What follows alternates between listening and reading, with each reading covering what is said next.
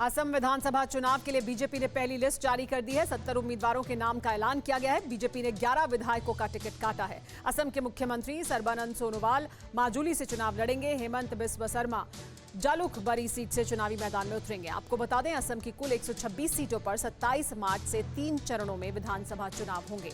2 मई को नतीजे आएंगे।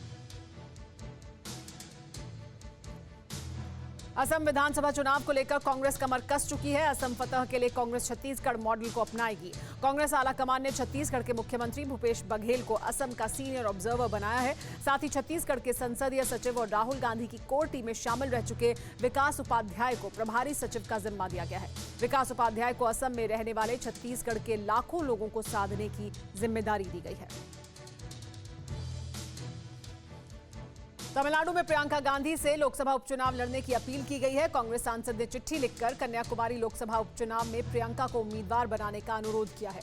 कहा गया है कि पार्टी के कार्यकर्ता प्रियंका को चुनावी मैदान में देखना चाहते हैं।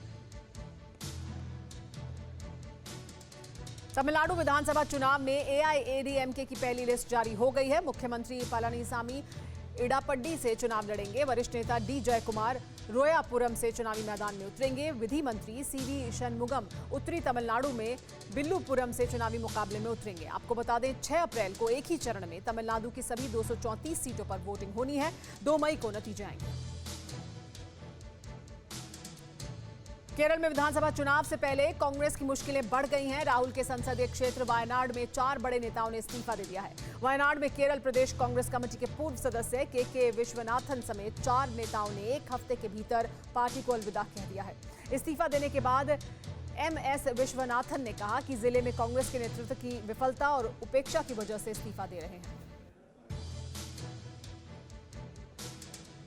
पुडुचेरी से बीजेपी फतह की तैयारी में जुट गई है। पुडुचेरी में होने वाले विधानसभा चुनावों के लिए बीजेपी केंद्र के नेताओं के साथ व्यापक चुनाव अभियान शुरू करने की योजना बना रही है। बीजेपी के पुडुचेरी प्रभारी निर्मल कुमार सुराना ने बताया कि पार्टी 10 स्टार प्रचारकों को उतारेगी। पुडुचेरी के 30 संसदीय विधानसभा के लिए 6 अप्रैल को मतदान कराए जाएंगे। पश्चिम बंगाल विधानसभा चुनाव के लिए टीएमसी की लिस्ट जारी हो गई है। 291 सीटों पर उम्मीदवारों के नाम का ऐलान हो गया है। मुख्यमंत्री ममता बनर्जी खुद नंदीग्राम से चुनाव लड़ेंगी। ममता बनर्जी ने भवानीपुर से सोवन देव चट्टोपाध्याय को चुनावी मैदान में उतारा है। क्रिकेटर मनोज तिवारी शिवपुर से चुनाव लड़ेंगे। ममता बनर्जी ने 50 महिलाओं को टिकट दिया है। 42 मुसलमानों को ममता ने मैदान में उतारा है। शेड्यूल कास्ट के 72 उम्मीदवारों को टिकट दिया गया है। चुनावी घमासान के बीच किसान नेता राकेश टिकैत पश्चिम बंगाल जाएंगे। राकेश टिकैत पश्चिम बंगाल में महापंचायत को संबोधित करेंगे। बताया जा रहा है कि टिकैत 13 मार्च को महापंचायत को संबोधित करेंगे। दरअसल कृषि कानूनों के खिलाफ दिल्ली की सीमाओं पर प्रदर्शन कर रहे किसान भविष्य के लिए रणनीति भी बना रहे हैं।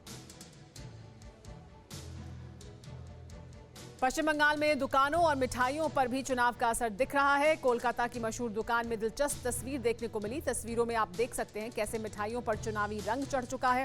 राजनीतिक दलों के लोगो वाली मिठाई खासतौर पर बनाई गई है। किसी मिठाई पर कमल के फूल का शेप बनाया गया है, तो किसी पर ममता बनर्जी की पार्टी टीएमसी का लोगो दिख रहा है।